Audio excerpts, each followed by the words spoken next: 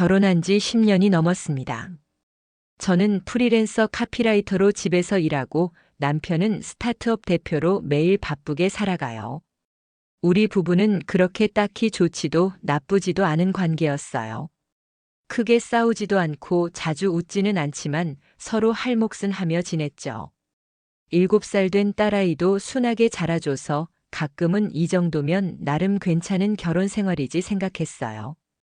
주말엔 아이와 공원에 가고 가끔 가족 단위로 외식도 하고요. 그게 평범한 그리고 제가 생각한 정상적인 가정의 모습이었거든요. 근데 그 평범함 속에 뭔가 이상한 기류가 느껴진 건 올봄이 시작되던 어느 날이었어요. 남편이 일 때문에 급히 차를 바꿔 타야 해서 그날은 제가 남편 차를 잠깐 운전하게 됐거든요.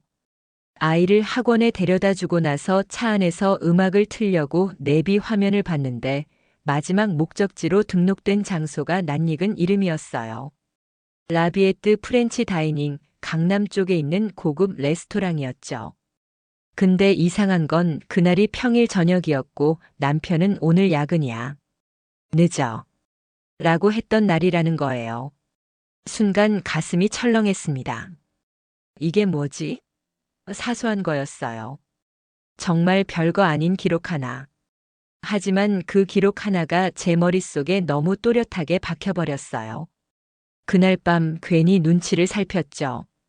남편은 변함없이 피곤한 얼굴로 귀가했고 아무 일도 없다는 듯 텔레비전을 켰어요. 오늘 야근 어땠어? 그냥 툭 던져봤어요. 응, 뭐 회의가 좀 길었지. 조금도 주저함 없는 말투에 되레 제가 의심한 게 미안해질 정도였어요. 하지만 다음 날 남편 회사 인스타그램 계정에 올라온 게시물을 보고 그 마음은 곧 사라졌어요. 어제 파트너사 미팅, 오랜만에 프렌치 다이닝. 그 사진 안에 남편이 있었고 그 옆에 익숙한 얼굴이 함께였죠. 정민이었어요. 제 대학 후배. 졸업 후 연락 끊겼다가 몇 년 전 남편이 창업하면서 다시 이름을 들었어요. 그때 남편이 말했거든요. 우리 이번에 새 투자자 들어왔어. 정민이라고 너 대학 후배 아니야? 처음엔 그냥 반가웠어요. 능력 있는 후배가 성공했구나, 대단하네. 그렇게 넘겼죠. 남편 말로는 정민이 쪽에서 먼저 협업 제안을 해서 함께 프로젝트를 하게 됐다더라고요. 그 뒤로 회사 행사 사진에도 자주 보이긴 했지만 스타트업이라는 게 다 그렇게 가까운 거라 생각했어요. 회사 사람들이 서로 형, 누나, 언니, 오빠 하면서 지내는 게 보통이니까요. 그런데 어제 그 사진 속에서 두 사람은 분명 달라 보였어요. 그건 단순한 친밀감 이상의 무언가였어요. 등받이에 걸쳐진 남편의 팔 약간 기대어 앉은 정민, 그리고 두 사람이 서로를 바라보는 시선. 그걸 본 순간 심장이 쿵 내려앉는 느낌이었어요. 뭔가 잘못됐다는 생각이 확 밀려들더라고요. 설마 입 밖으로는 못 꺼냈지만 머릿속은 이미 수많은 가정을 하고 있었어요. 그리고 그게 저 혼자만의 착각이면 좋겠다고 진짜 간절하게 바랐어요. 그날 밤 괜히 혼잣말을 중얼거렸어요. 정민이 아직도 저런 스타일이었나 보네. 옆에 앉아있던 남편이 슬쩍 제 눈치를 보더니 대답도 안 했어요. 그때 저는 확신했어요. 그는 지금 뭔가를 숨기고 있어요. 아직 다 말할 수는 없었지만 저는 알아채고 있었어요. 그게 아주 사소한 흔적 하나에서 시작된 거였죠. 하지만 그 작은 이상함이 제 모든 일상을 뒤흔들게 될 줄은 몰랐습니다. 그날 이후 저는 아무 일도 없던 것처럼 행동하기로 했어요. 괜한 질문도 하지 않았고 웃으며 식사하고 딸아이랑 그림책도 함께 봤어요. 하지만 제 마음속은 하루 종일 팽팽한 실타래처럼 긴장돼 있었어요. 남편의 눈빛, 말투, 휴대폰 보는 횟수까지 새듯 관찰하게 되더라고요. 어디 다녀오면 괜히 옷 냄새도 맡아보게 되고요. 아니라고 너무 예민한 거라고 계속 말하면서도 손끝은 떨리고 있었어요. 그러던 어느 날 우연히 남편 회사의 인스타그램 계정에서 새로운 게시물을 보게 됐어요. 제휴 미팅 후 커피 한 잔 사진엔 정민과 남편이 있었고 그들 뒤로는 스타벅스 간판이 선명했어요. 그런데 저는 그 장소를 알아봤습니다. 저도 며칠 전 그 근처에서 아이 친구 엄마랑 점심을 먹었거든요. 그곳은 남편 회사에서 꽤 떨어진 강북 한복판이었어요. 회사 미팅이라면 굳이 거기까지 갔을 이유가 없었어요. 왜 굳이 거기서 만났을까? 머릿속이 점점 복잡해졌어요.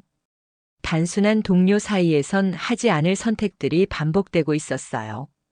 그날 밤 저는 일부러 이렇게 말했어요. 정민이 요즘 스타일 많이 달라졌더라.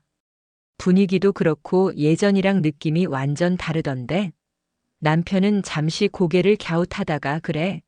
뭐 그런가 그리고는 바로 물을 마셨어요. 대답하는데 걸리는 1초 남짓한 그 침묵. 그건 분명히 머릿속에서 무언가를 계산하고 있다는 신호였어요. 그 전엔 이런 질문을 하면 그냥 그치.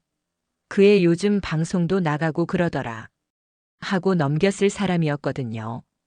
그런데 이제는 조심스럽게 답하더라고요. 숨기고 있다는 뜻이죠. 남편이 잠든 뒤 저는 조용히 그의 휴대폰을 들여다봤어요.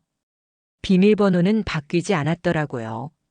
갤러리, 문자, 카카오톡, 별다른 흔적은 없었어요. 하지만 카카오톡 상단 고정 대화 목록 중 하나가 비어 있었어요. 프로필 사진이 없는 채팅방. 이상하게 기시감이 느껴졌어요. 정민일까?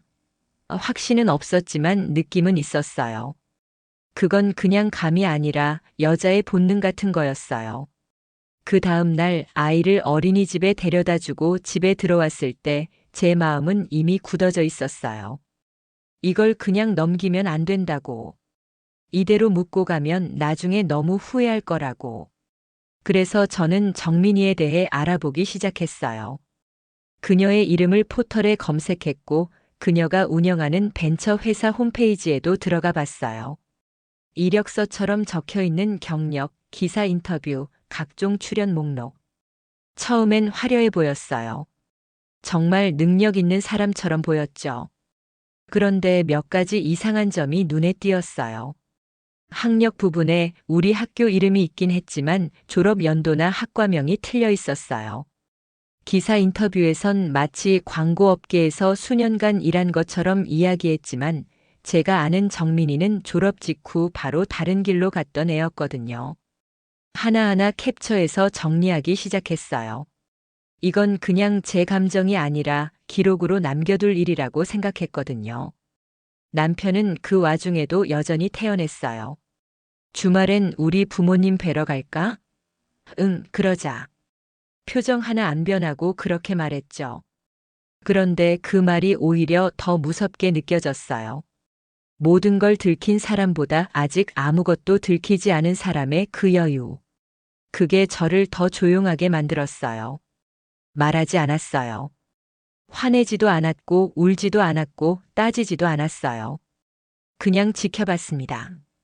그 사람의 시선, 말투, 몸짓, 숨소리 하나까지도 모든 걸 기억하고 분석하고 정리했어요. 이건 단순한 감정 싸움이 아니었어요. 저는 이제 싸움을 준비하고 있었어요. 그날 이후 저는 남편과 정민의 관계를 아주 구체적으로 따라가기 시작했어요. 모든 건 조용하게 절대 들키지 않게. 남편은 여전히 평소처럼 행동했어요. 아침이면 피곤한 얼굴로 커피를 마시고 저녁이면 아이한테 책을 읽어주고. 하지만 저는 알고 있었어요. 그 모든 평온함 뒤에 뭔가 숨겨진 게 있다는 걸. 사람은 반복되는 행동 속에서 실수를 하게 되잖아요. 남편도 마찬가지였어요. 수요일 저녁 남편은 평소보다 40분 정도 늦게 귀가했어요. 차가 좀 막히더라고. 그 말에 저는 그저 고개만 끄덕였어요. 하지만 그날은 서울 시내 전반에 비 소식도 없었고 실시간 도로 앱엔 정체 정보도 없었어요. 대신 남편 셔츠 소매에 미세하게 남은 향수 냄새. 그건 제가 평소 사용하는 브랜드도 남편이 쓰는 것도 아니었어요. 확신은 그렇게 만들어지는 거더라고요. 하나씩 아주 작고 미세한 것들이 쌓이면서요. 저는 정민의 SNS를 집중적으로 보기 시작했어요. 거기에는 남편의 그림자가 생각보다 자주 등장하고 있었어요. 심지어 어떤 게시물은 삭제된 상태였는데 캐시 백업을 통해 흔적을 찾았죠. 마치 둘만이 공유하는 순간처럼 뉘앙스가 묘하게 흐르는 사진들이었어요. 그중 하나 저를 멈춰 세운 건 오늘도 큰 힘이 되어줘서 고마워요. 라는 문구와 함께 올린 커피잔 사진이었어요. 그 사진 속 커피잔, 제가 며칠 전에 남편이 가져온 텀블러랑 똑같았어요. 숨이 턱 막혔어요. 한참을 화면만 바라보다가 핸드폰을 내려놨어요. 이제 도망칠 수는 없겠구나. 그 생각이 들더라고요. 정민이라는 후배. 제가 대학교 때는 꽤 순한 이미지로 기억하고 있었어요. 선배들 말 잘 듣고 조용조용하고 혼자 사색하는 걸 좋아하던 애. 하지만 지금 보는 정민은 전혀 달랐어요. 스타트업 대표 인터뷰, 미디어 출연, 세련된 외모, 그리고 내 남편. 그 둘 사이에 저는 아무런 자리가 없다는 걸 깨닫게 됐죠. 어쩌면 나만 빼고 다 알고 있었던 걸까. 그런 생각이 들었어요. 그러던 중 남편과 정민이 같은 날 같은 장소를 태그한 포스팅이 있다는 걸 발견했어요. 정민은 가로수길 한 식당에서 브런치 회의라며 사진을 올렸고 남편은 다음 날 어제 좋은 자리 감사합니다라는 문장을 올렸죠. 날짜, 장소, 배경 다 들어맞았어요. 심장이 빠르게 뛰었어요. 이건 이제 우연이 아니야. 이쯤 되니 행동에 나서야겠다는 결심이 생겼어요. 전문가의 조언이 필요했죠. 그 주 금요일 아이를 친정에 맡기고 저는 조용히 변호사 사무실에 들렀어요. 지인이 소개해준 이혼 전문 변호사였어요. 아직 이혼을 결심한 건 아니고요. 그냥 제 상황이 어떤 건지만 알고 싶어서요. 그렇게 시작된 상담. 가슴이 조이듯 불편했지만 한편으론 아주 오랜만에 내가 무언가를 준비하고 있다는 기분이 들었어요. 정신적 외도, 정황 증거, 통화 내역, SNS 캡처 전부 수집해두세요. 변호사는 담담히 말했어요. 직접적인 행위 장면이 없어도 충분히 위자료 청구 사유로 인정될 수 있습니다. 그 말을 듣는 순간 가슴이 철렁했어요. 이게 단순한 의심이 아니라 법적인 사안이 될 수도 있다는 사실이 현실처럼 느껴졌어요. 그날 밤 남편은 늦게 들어왔습니다. 미팅이 길어졌어. 늘 듣던 그 말. 하지만 이제는 달랐어요. 그 말 뒤에 숨겨진 모든 거짓이 저는 들리기 시작했으니까요. 확신이 생긴 이후 저는 완전히 다른 사람이 되어 있었습니다. 예전처럼 울지도 않았고 화도 내지 않았어요. 이제 저는 준비하는 사람이었거든요. 첫 번째로 한 건 정민의 사업 구조를 살펴보는 일이었어요. 표면적으로는 꽤 잘 나가는 벤처처럼 보였지만 막상 들여다보면 허점투성이더라고요. 정민의 회사 이름으로 등록된 각종 기사, 인터뷰, 투자 유치 내용들을 모았고 국세청 기업정보 사이트에서 사업자 등록번호를 기반으로 공시정보까지 확인했죠. 사무실 주소지와 등록된 직원 수, 매출 추이, 심지어 대표 이메일까지 하나하나 캡처하고 엑셀에 정리했습니다. 그 과정에서 저는 놀라운 걸 발견했어요. 정민은 자신을 하버드 경영대학원 수료라고 소개했지만 해당 학교 공식 수료자 목록엔 그녀의 이름이 없었어요. 또한 그녀가 인터뷰에서 언급했던 글로벌 제약사와의 공동 개발 건도 사실상 MOU조차 체결된 적 없다는 기사가 해외 블로그를 통해 정정 보도된 기록으로 남아 있었습니다. 그 순간 온몸에 전율이 흘렀어요. 정민은 자기 이력을 꾸며내고 그 이미지로 투자자들을 끌어들이고 있었던 거예요. 이걸 들키면 어떻게 될까? 그 생각이 스쳐 지나갔을 때 심장이 빠르게 뛰었습니다. 처음으로 복수라는 단어가 구체적인 계획처럼 떠오르기 시작했어요. 다음 단계는 남편의 회사 자료를 살펴보는 일이었어요. 공유된 구글 드라이브, 남편이 무심코 켜두고 나간 노트북 화면, 그리고 프린터기에 남겨진 인쇄 문서까지 하나하나 확인했어요. 거기엔 정민과 맺은 제휴 계약서 사본이 있었고 공동지분 투자라는 항목에 정민의 회사 명의로 들어간 자본금과 남편의 개인 지분 일부가 연결되어 있었어요. 이해상충. 두 사람이 공적으로는 파트너지만 사적으로는 분명히 선을 넘고 있었고 그게 이 계약 구조에서 고스란히 드러나는 거였어요. 증거는 쌓여가고 있었고 이제는 그걸 어디에 어떻게 쓸지 고민할 차례였어요. 제가 행동을 시작해도 절대 들키면 안 되는 시점. 그래서 저는 완벽한 평상심을 연기하기로 했어요. 평소보다 더 밝게 웃고 아이한테 더 자상하게 굴고 남편에겐 요즘 너무 바빠 보여서 걱정되라는 말까지 꺼냈습니다. 그러자 남편은 묘하게 안심하는 눈치였어요. 괜찮아. 그냥 요즘 일이 좀 많아서 그래. 웃으며 그렇게 말하던 그의 얼굴이 이상하게 느껴졌어요. 당신은 지금도 내가 모른다고 생각하지. 그 생각이 들자 속이 부글부글 끓었지만 저는 고개를 끄덕였어요. 응. 너무 무리하지는 마. 그날 밤 저는 노트북에 새로운 폴더를 만들었습니다. 폴더 이름은 정리. 그 안에 지금까지 모은 스크린샷, 계약서, 기사 링크, 투자자 명단, 모든 자료를 날짜별로 정리해서 넣었어요. 그리고 마지막으로 하나 더. 정민이 과거 학교 선배들에게 돌렸던 창업 초기 투자 유치 메일도 찾았어요. 그 메일 안에는 스스로의 이력을 일부러 부풀려 적은 문장이 그대로 남아 있었죠. 그걸 저는 정확히 캡처했고 메일 원본까지 확보했습니다. 이제 준비는 거의 끝나가고 있었어요. 감정이 아닌 논리와 구조로 무너뜨리는 작업. 그 사람이 내게 어떤 상처를 줬는지 그건 이제 중요하지 않았어요. 이건 감정의 싸움이 아니라 진실을 드러내는 과정이 되어가고 있었거든요. 요 며칠 저는 일부러 조용히 지냈어요. 남편과의 대화는 짧게, 표정은 부드럽게, 감정은 최대한 절제했죠. 그가 방에서 나올 때면 먼저 웃으며 인사했고 식사 중에도 괜히 딸아이 얘기만 꺼냈어요. 사실은 일부러 그랬어요. 제 감정을 숨기는데 더 능숙해지기 위해. 그리고 그 사람의 반응을 보기 위해서요. 그러자 남편의 눈빛이 자꾸 흔들리더라고요. 식탁에 앉아 있을 때도 샤워 후 거울 앞에 설 때도 마치 제가 뭔가를 눈치챈 건 아닌지 계속 눈치를 보는 느낌이 들었어요. 아마 정민 쪽에서 압박이 들어왔던 것 같았어요. 이제 아내랑 정리 안 하면 우리도 그만하자. 그런 식의 말을 했겠죠. 그리고 그 타이밍에 제가 너무 조용하니까 남편 입장에선 더 불안해졌을 거예요.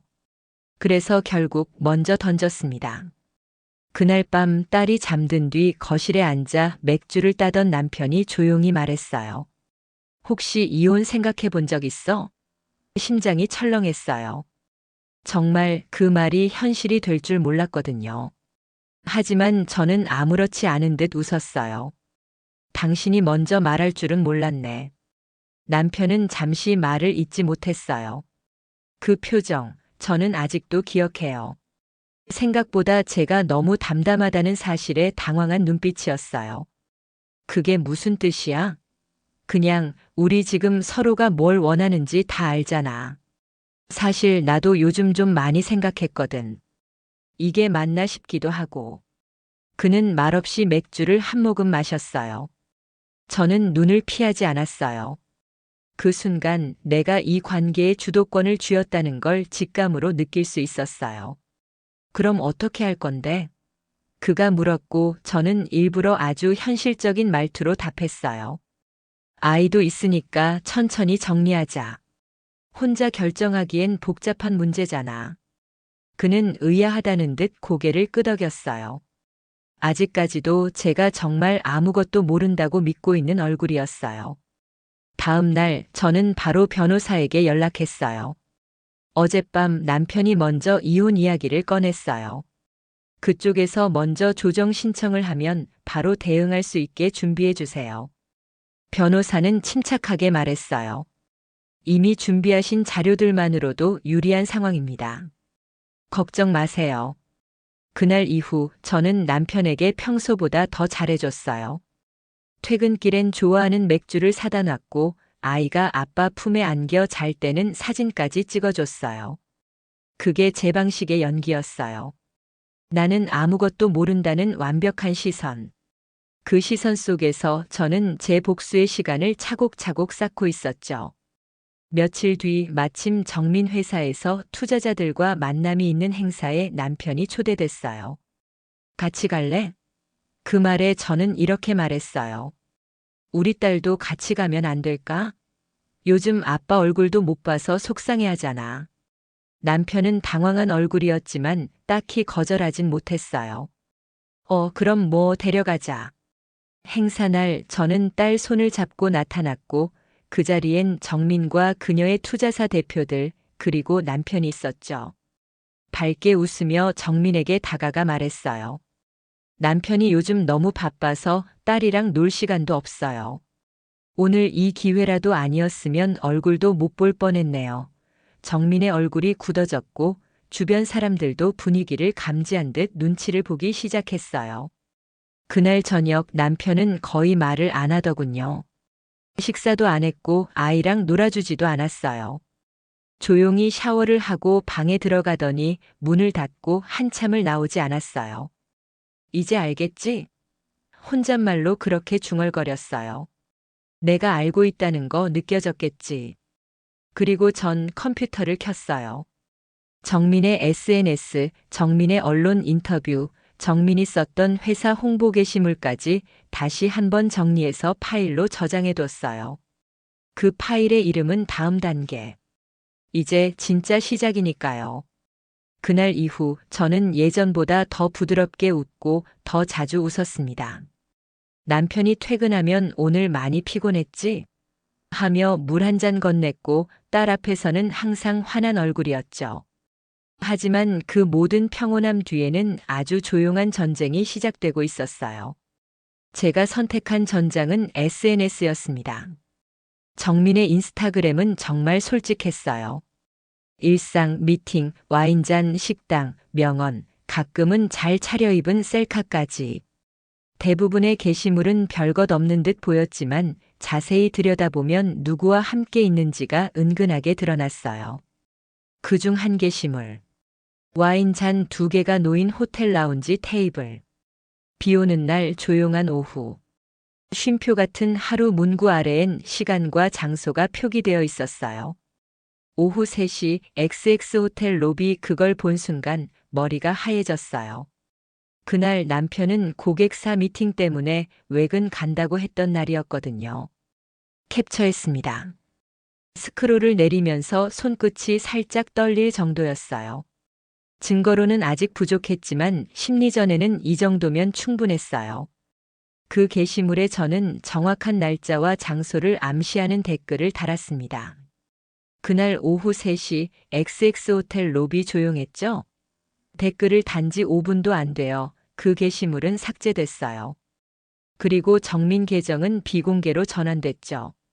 웃음이 나더라고요. 당황했구나. 그 후로 저는 한 번도 댓글을 달지 않았지만 그녀의 SNS에 접속한 흔적은 계속 남기도록 했습니다. 그 사람이 지켜보고 있다는 느낌만큼 강력한 압박도 없으니까요. 며칠 후 정민이 운영하는 회사의 투자사 공식 메일 계정으로 하나의 PDF 파일이 전달됐습니다. 발신인은 익명이었고 IP는 외국 서버를 거친 상태였죠. 그 파일엔 정민이 허위로 기재한 언론 인터뷰 내용, 수정되지 않은 사업 계획서 일부, 그리고 SNS에 올라왔던 교묘한 문구들과 실제 시간 비교 분석까지 정리돼 있었어요. 마지막 페이지엔 짧은 문장만 하나 적혀 있었죠. 투자에 앞서 대표자의 윤리 기준을 확인하는 건 기본입니다. 그 파일을 보낸 직후 저는 그날 저녁 정민의 회사 홈페이지 접속이 잠시 중단된 걸 확인했어요. 이건 분명 뭔가 있었던 거예요. 정민은 분명 알았겠죠. 그 정보가 어디서 새어나갔는지, 그리고 누가 자신을 보고 있는지. 남편은 아직도 아무것도 몰랐어요. 퇴근해서 소파에 누워 딸아이 그림책을 읽어주며 웃고 있었죠. 그걸 바라보는 제 표정도 아마 평소와 다르지 않았을 거예요. 하지만 그날 밤 저는 정민의 또 다른 인터뷰 기사를 캡처해서 익명의 블로그 계정에 올렸어요. 팩트체크, 그녀의 이력은 어디까지 진실인가? 라는 제목과 함께 정민의 이름은 직접적으로 언급하지 않았고 언론에 나온 내용을 그대로 바탕으로 정리했어요. 누가 봐도 특정인을 겨냥하지 않았지만 당사자라면 바로 느낄 수 있는 의도된 흔적들이었죠. 그리고 다음 날부터 정민의 SNS는 단 한 건의 게시물도 올라오지 않았습니다. 사실 지금까지는 정황뿐이었어요. SNS, 인터뷰, 캡처 다들 직접적인 불륜 증거는 아니었거든요. 심증은 충분했지만 법적으로도 움직일 수 있는 명확한 물증이 필요했습니다. 그리고 그 기회는 아주 예상치 못한 순간에 찾아왔어요. 그날은 토요일 아침이었어요. 남편은 아침 일찍 어디 나갔다 오겠다고 했고 딸아이는 어린이집 친구 생일 파티에 가기로 한 날이라 잠시 집에 혼자 있었죠. 거실 탁자 위에 놓인 남편의 백팩. 열 생각은 없었는데 지퍼가 열린 채로 메신저 노트북이 살짝 빠져나와 있었어요. 순간 가슴이 철렁했습니다. 심장이 요동치고 숨이 가빠졌어요. 하지 마, 그냥 넘겨 수없이 되뇌었지만 손은 이미 움직이고 있었어요. 노트북을 켰고 로그인은 자동 저장 상태. 그렇게 남편의 메신저 프로그램이 자동으로 연결됐습니다. 처음에는 아무것도 없었어요. 최근 대화 목록을 뒤지다가 정민이라는 이름은 보이지 않았죠. 하지만 숨김 대화라는 항목이 따로 있었어요. 그리고 거기엔 정민이라는 이름이 또렷하게 떠 있었습니다. 클릭하자마자 순간 세상이 무너지는 느낌이었습니다. 둘의 대화는 너무 일상적이었어요. 그리고 그 일상 속엔 너무 자연스럽게 우리라는 말이 섞여 있었어요. 오늘 저녁엔 그 호텔 말고 지난번 갔던 데로 갈까? 서연이는 눈치 못 챘어? 요즘 좀 무서워. 너무 조용해서. 애는 엄마가 다 보니까 편하긴 하다. 가슴이 찢어지는 아픔이 밀려왔습니다. 가만히 앉아 화면을 보는 것만으로도 숨이 턱 막히고 눈물이 핑 돌았어요. 하지만 울지 않았습니다. 저는 손끝으로 스크린샷을 찍었고 USB에 바로 저장했어요. 그뿐만이 아니었어요. 대화 내역 중엔 정민이 남편을 조롱하듯 말한 음성 파일도 포함돼 있었어요. 걘 진짜 아무것도 몰라. 그 와중에 내가 잘해주니까 또 고마워하더라니까? 불쌍해 진짜. 그 말에 숨이 막혔습니다. 목 안이 꽉 막히는 듯한 느낌. 그리고 한참을 멍하니 앉아 있었습니다. 그날 밤 저는 조용히 변호사에게 파일들을 넘겼어요. 변호사는 한 문장만 했어요. 이 정도면 끝났습니다. 그리고 그 순간부터 모든 게 다음 단계로 넘어가게 됐습니다. 며칠 뒤 남편은 느긋하게 퇴근해 거실 소파에 앉았고 저는 조용히 서류 한 장을 식탁 위에 올려놨습니다. 그는 대수롭지 않게 쳐다보다가 순간 얼굴이 굳었어요. 이게 뭐야? 이혼 조정 신청서야. 저는 차분히 말했어요. 내가 먼저 얘기 꺼냈으니까 빠르게 정리하자고. 그는 아무 말도 하지 못했어요. 시선이 바닥으로 떨어졌고 입술이 살짝 떨리더군요. 변호사랑은 이미 얘기 끝났고 재산 분할, 양육권, 위자료 문제도 다 정리되어 있어. 물론 그쪽 입장은 따로 들어보겠지만 서연아, 잠깐만. 그가 뭐라 말하려는 순간 제가 먼저 말을 끊었습니다. 정민이랑 나눈 대화들, 너희 둘이 주고받은 메신저, 그리고 정민이 나를 조롱하듯 남긴 음성 파일까지 다 가지고 있어. 남편은 입을 다물었어요. 눈빛이 흔들렸고 손끝이 미세하게 떨리고 있었습니다.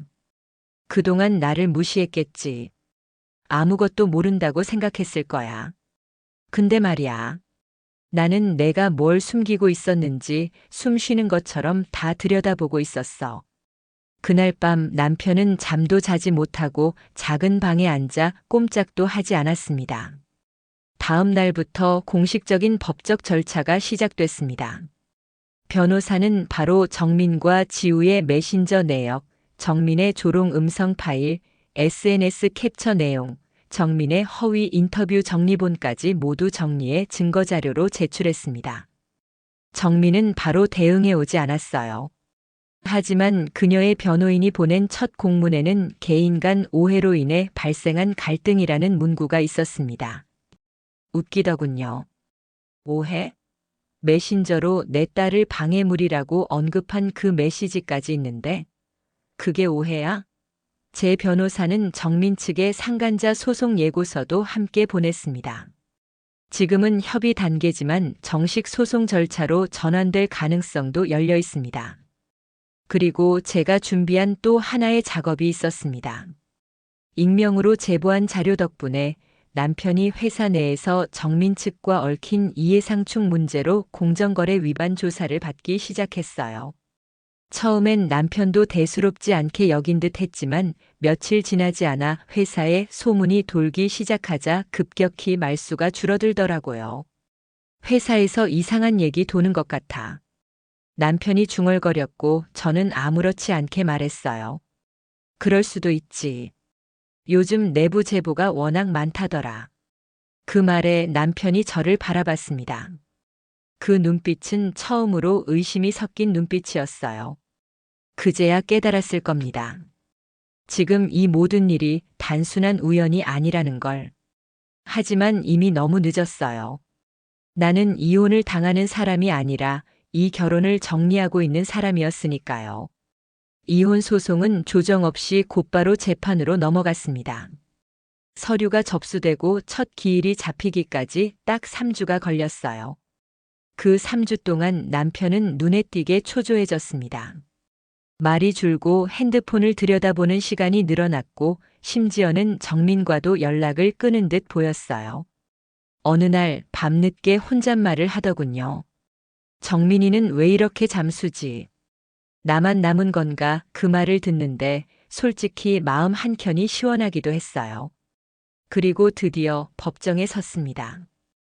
양쪽 변호사가 서류를 내고 판사는 차분히 상황을 정리해 나갔어요.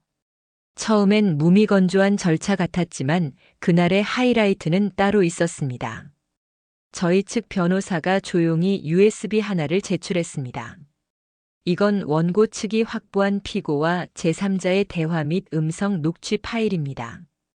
이혼 사유 및 양육권 청구 관련 판단에 영향을 줄 수 있어 법원의 확인을 요청드립니다. 판사는 파일을 받아 컴퓨터에 연결했고 회의실 내 스피커로 짧은 음성 하나가 흘러나왔어요. 걘 진짜 아무것도 몰라. 그 와중에 내가 잘해주니까 또 고마워하더라니까. 불쌍해 진짜. 정적.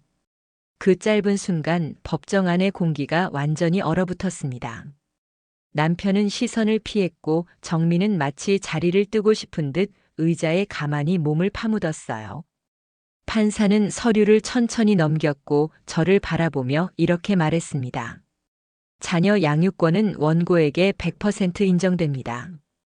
또한 피고 측의 명백한 유책 사유로 인해 위자료 지급 책임 역시 피고 측에게 전가함이 합당하다고 봅니다. 그 순간 정말 끝났다는 느낌이 들었어요. 제가 이렇게까지 오기까지 얼마나 많은 밤을 울며 버텼는지, 얼마나 참으며 웃는 척을 했는지. 이제야 모두 의미가 생겼습니다. 법정 밖으로 나왔을 때 햇살이 눈부시게 밝았어요. 그 밝음 속에서 저는 처음으로 해방이라는 단어를 떠올렸습니다. 며칠 뒤 정민 측 투자사 두 곳에서 계약 해지 공고가 떴다는 이야기를 들었어요. 한 곳은 언론에까지 노출됐고 대표 이력 및 도덕성 관련 내부 감사 착수라는 문장이 기사로 실렸죠. 남편은 새로 시작한 창업 아이템이 출범과 동시에 이해상충 문제로 언론의 주목을 받기 시작했고 첫 투자 유치는 무산됐습니다. 그 와중에 저는 딸아이와 처음으로 단둘이 제주도 여행을 다녀왔어요. 해변에서 발을 담근 채 딸이 이렇게 말하더군요. 엄마, 우리 요즘 더 자주 웃는 것 같아. 그 말에 그냥 고개만 끄덕였어요. 눈물이 나올까봐. 이건 복수가 아니었어요. 그저 진실을 하나하나 꺼내놓았을 뿐이에요. 그리고 마침내 이제는 내 인생의 방향을 내가 정할 수 있는 시간이 도착했음을 느꼈습니다. 이혼 판결이 확정되고 모든 법적 절차가 끝난 지 딱 6개월이 흘렀습니다. 그동안 저는 저만의 루틴을 다시 만들었어요. 아침엔 아이와 산책을 하고 오후엔 글을 쓰거나 상담 공부를 했습니다. 그리고 어느 날 한 지인이 저에게 제안을 했어요. 서연 씨, 혹시 유튜브 채널 출연해 볼 생각 없어요? 가정법률 상담 콘텐츠인데 실사례를 바탕으로 이야기하는 포맷이에요. 딱 서연 씨 같은 분이 필요하거든요. 처음엔 망설였어요. 하지만 곰곰이 생각해 봤죠. 이 경험이 나만의 아픔으로 끝나는 건 너무 허무하지 않을까? 그래서 저는 출연을 수락했습니다. 첫 녹화날 카메라 앞에 앉으니 묘하게 떨리더라고요. 그날 제가 처음으로 꺼낸 말은 이거였습니다. 저는 복수를 하지 않았습니다. 다만 진실을 하나씩 꺼내놨을 뿐이에요. 그 결과가 이렇게 된 거죠. 댓글창엔 수많은 반응이 달렸어요. 실화 맞나요? 우와, 말이 안 나옵니다. 이건 진짜 누가 들어도 사이다네요. 그리고 나도 이런 용기 낼 수 있을까라는 말들. 그걸 보면서 알게 됐어요. 제가 이걸 버텨낸 이유는 결국 누군가에게 힘이 되기 위해서였다는 걸요. 그리고 정민. 그녀는 투자자 3곳에서 계약을 파기당했고 한 벤처 커뮤니티에선 도덕적 해이라는 키워드와 함께 이름이 언급되기도 했어요. 프로필을 비공개로 돌렸다는 얘기도 들었습니다. 그리고 그 이후론 어떤 활동도 하지 않더라고요. 전 남편 지우는 창업했던 회사에서 손을 뗐고 최근엔 한 지방 도시로 내려갔다는 얘기를 들었어요. 다시는 연락이 없었습니다. 딸은 요즘은 그림 그리기를 좋아해서 제가 저녁마다 스케치북을 같이 펴줍니다. 그림을 그리면서 딸이 물었어요. 엄마, 옛날엔 울었어? 가끔. 근데 지금은 안 울지? 응. 지금은 웃을 일이 더 많아졌어. 제 삶은 회복된 게 아닙니다. 격상된 겁니다. 남편에게 버림받고 후배에게 배신당하고 사랑과 믿음 모두 무너졌지만 그 모든 걸 지나 이젠 누군가의 조언자가 되었고 누군가의 위로가 되었고 무엇보다 제 아이의 자랑이 되었어요. 마지막 인터뷰에서 제가 한마디를 끝으로 정리했어요. 복수요? 그건 감정이 할 일이에요. 저는 그냥 사실을 정리했을 뿐입니다. 거짓은 결국 스스로 무너지니까요.